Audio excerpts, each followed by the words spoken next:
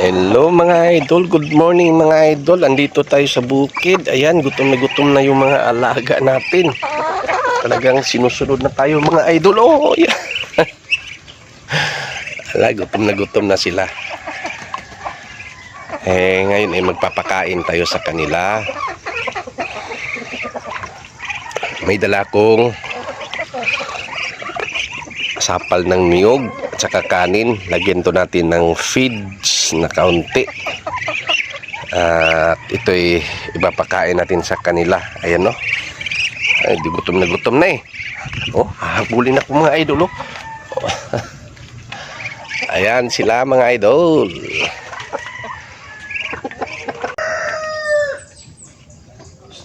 Wait,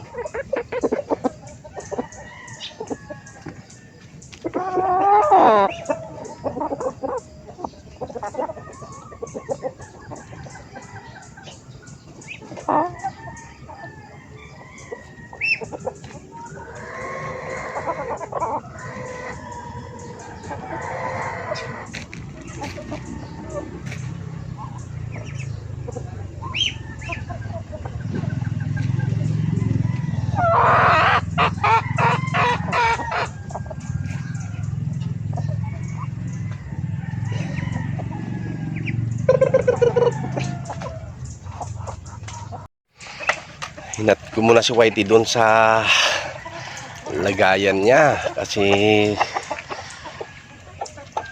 dito habang kumakain yung mga manok, kinakain din niya yung malapit sa kanya na pagkain ng mga alaga nating manok. Ayan sila mga idol, oh. Kaunti na lang yung mga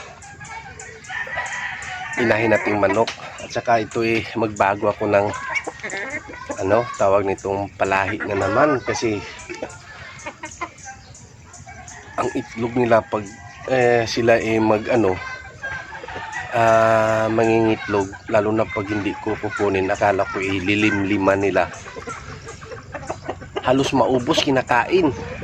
Hindi naman kinakain na yung laman, babasagin lang nila pagkatapos yung laman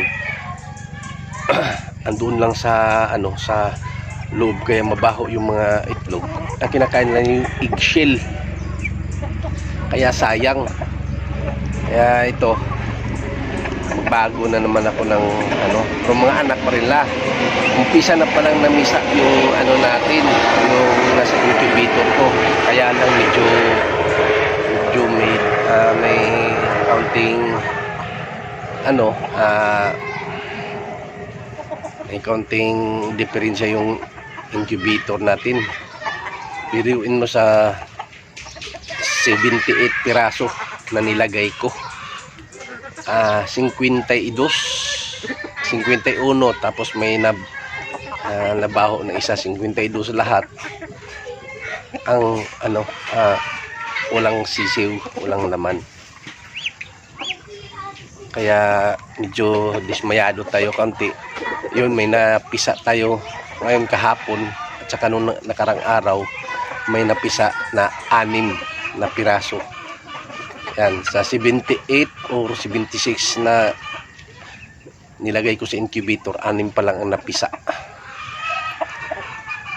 Balay 20 mahigit yung natira. 52 ang walang laman na itlog.